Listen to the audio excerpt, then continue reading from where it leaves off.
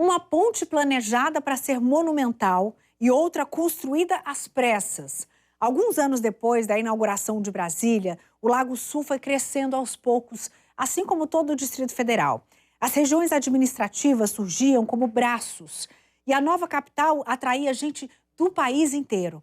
A Ponte das Garças foi construída como uma solução rápida para facilitar o acesso ao Lago Sul. Ela não estava no papel, mas acabou ficando pronta antes da que hoje conhecemos como Onestino Guimarães. Veja agora as histórias surpreendentes dessas travessias tão importantes na segunda reportagem especial da série Traços do Lago, que conta a história das pontes de Brasília. O traçado tinha a simplicidade e ousadia típicas das ideias geniais. A primeira ponte projetada para o Lago Sul seria monumental. No projeto de Niemeyer, os pilares deveriam tocar a superfície levemente, tal como uma andorinha na pausa do seu voo gracioso para bebericar um pouco de água na moldura líquida de Brasília.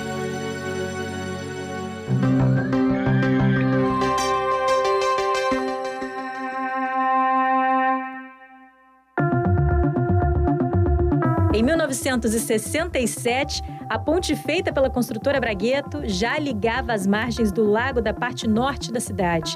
Na outra ponta do Paranoá, moradores ocupavam o nobre setor residencial da Península Sul e precisavam dar uma longa volta pelas margens do lago artificial para chegar ao centro da cidade. Seria necessária uma ponte para vencer o vão das águas e encurtar este caminho. A tarefa de desenhar a ponte, que não estava prevista no projeto piloto da capital, foi de Oscar Niemeyer. Ele se inspira em outras obras modernas que já embelezavam Brasília, como os palácios do Planalto e da Alvorada. Estes prédios enormes, sustentados por um pesado pilar de concreto estranhamente delicado e sutil. Em sua arquitetura moderna, Niemeyer gostava de impressionar ao fazer grandes estruturas que parecem simplesmente flutuar. Aí é que está a grande habilidade do projeto, né? É fazer com que uma estrutura tão pesada, né, atravesse um vão de um lago, né, mas que ao mesmo tempo tenha uma leveza, né, que não seja uma estrutura pesada de uma ponte, mas traga uma leveza. Então os arcos e esses dois pontos que tocam, né, trazem essa leveza de uma estrutura de concreto. Aparentemente olhando, né, nós olhamos uma graciosidade, né, uma leveza no desenho. A curva traz suavidade para algo bruto que é o concreto armado.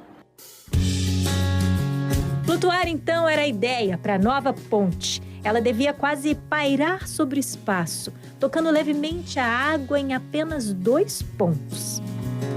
A ousadia de Niemeyer não parava por ali. Ele queria que a nova travessia do lago se chamasse de Ponte Monumental. E é por isso que ele pensou a estrutura para bater um recorde mundial. E esse vão que fica bem no meio da ponte, ele tem mais de 200 metros. Isso na época era um feito inédito. Com isso, o projeto foi complicado e a obra que começou em 1970 só ficou pronta 6 anos depois, quando finalmente essa ponte foi inaugurada em 1976. A empresa responsável pela construção encontrou muitos desafios pelo caminho. O relevo, o solo do lago, a complexidade do tal vão do recorde mundial, enfim. A estrutura foi repensada e algumas medidas recalculadas. Ainda assim, a primeira construtora desistiu da obra e, por isso, lá se foram 6 anos de atraso. Nesse meio tempo, o Lago Sul crescia devagarzinho. Havia pressão para encurtar a distância até o centro da capital. O lago já tinha até uma área nobre, a Península dos Ministros. As pontes em arco, lembrar das pontes romanas, né, que atravessavam cursos d'água, né, é um grande desafio, né? Então, agora manipular o concreto para que ele conseguisse atravessar, né, junto com o ferro lá dentro, né, concreto armado, então que ele conseguisse atravessar um grande espaço e suportar essa estrutura era um desafio para a época, né? Vamos para meados dos anos 70, tempo em que foi construído um centro conhecido na cidade, o Gilberto Salomão, nome do idealizador da primeira área de comércio do Lago Sul. Hoje, aos 95 anos, é ele mesmo quem conta pra gente um pedaço dessa história, quando terrenos dessa área tão nobre eram vendidos a preços simbólicos. E acredite se quiser, alguns eram dados em sorteio. O uso dos imóveis também era oferecido de graça, sem aluguel. Afinal, ninguém queria viver no brejo. O Lago Sul era muito distante. Já pensou? Antes de ter a ponte, o que hoje é o metro mais caro do Brasil era um local desvalorizado, praticamente abandonado. Tinha acho que 70, 80 casas do aeroporto até a barragem de Paranoá. Era isso. Tinha condomínio, não tinha nada, não passava um carro. Essas casas eu fiz para vender, não vendia. Alugar, não alugava. Dava para os meus concunhados, que era funcionário de paz e peteca, morar de graça. Não ia morar. Lá para quê? Não tem cerca. Era tatu, era rato, era gambá, era aquelas coisas. Para valorizar o Lago Sul e facilitar a vida daqueles que viviam do lado de lá das margens do Paranoá, era preciso que alguma ponte saísse do papel. O projeto de Niemeyer seguia enfrentando problemas. A solução rápida seria aplicada pela Novacap, que fez um projeto simples. Assim foi feita em 6 meses a Ponte das Garças, inaugurada em 1974. A terceira ponte projetada, mas a segunda a ser inaugurada. Ela não tem a inspiração da andorinha que pousa levemente sobre as águas, mas foi ela, a Ponte das Garças, a ganhar nome de pássaro. De acordo com os registros, costumavam voar muitas garças por aqui. É uma ponte de projeto simples, reta e baixinha. Inclusive, embarcações mais altas, como barcos à vela, não passam por aqui. Apenas os barcos menores, como esse em que a gente está, é o que está habilitado a passar por debaixo da ponte que foi batizada oficialmente como Presidente Médici. Mas muita gente em Brasília chama também a primeira ponte do lago de Ponte do Gilberto. Gilberto Salomão diz que o fato da ponte não ter recebido o nome dele oficialmente foi por ciúmes e despeito dos vizinhos. Aliás, o pioneiro da capital diz que a escolha para o local onde a segunda ponte seria construída foi determinada pelo comércio erguido por ele. Já a versão documentada pela Novacap atesta que a escolha do local da Ponte das Garças leva em conta o local ser um trecho estreito e mais raso do lago. Coincidência ou não, a ponte termina direitinho no ponto comercial tão importante no início da ocupação do Lago Sul. Ela podia ser mais para cá, ficar perto da outra ali, não beneficiaria nada. Mais para lá, a hora que ficar pronta ao Costa e Silva, bem. Então deu de presente, foi o maior presente da história que o governador me fez.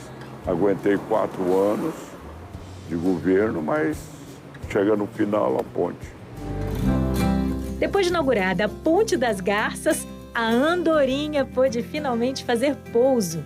A ponte de Niemeyer foi aberta 2 anos depois da ponte vizinha. Em 1976, ela também teve polêmicas com o nome. Idealizada para ser batizada como Ponte Monumental, se chamou Costa e Silva e foi renomeada no ano passado, passando a se chamar Onestino Guimarães. A única ponte das 4 projetadas por Oscar Niemeyer que saiu do papel.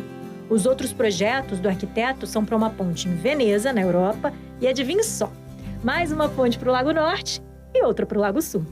E a ponte, ela meio que ela está muito relacionada aos não limites do ser humano, né? Então, o homem que constrói uma cidade dessa, né? E que precisa superar uma barreira para transpor um curso d'água, né? Que ele próprio construiu, né? O desafio, aí no caso tem que ser com uma ponte, é um grande desafio, ou seja, e no caso são os não limites do homem, né? O homem superando os limites. Eu acho que a ponte tem muito também disso. Será que ainda há esperança para os outros 2 projetos de ponte de Niemeyer? O Lago Sul ostenta fama no país. Tem a maior renda por habitante do Brasil. Muitos condomínios cresceram para além dos terrenos que um dia ninguém quis. Outras regiões próximas nasceram. O vai-vem aumentou, o trânsito intenso nas pontes piorou. Era preciso mais um caminho monumental sobre as águas. E, finalmente, temos a 4ª ponte necessária, mas talvez já não suficiente. A ponte JK não é de Niemeyer, é de Juscelino Kubitschek, já que ganhou o nome do presidente. O arquiteto que projetou os arcos gigantes foi Alexandre Chan. Ele também participou de um concurso, assim como Lúcio Costa. Mas essa história a gente conta no próximo capítulo da Saga das Pontes da Capital. Que coisa linda, né? Quanta história a gente nem conhecia sobre a nossa cidade, que imagens perfeitas. Essa equipe que fez essa série tá de parabéns.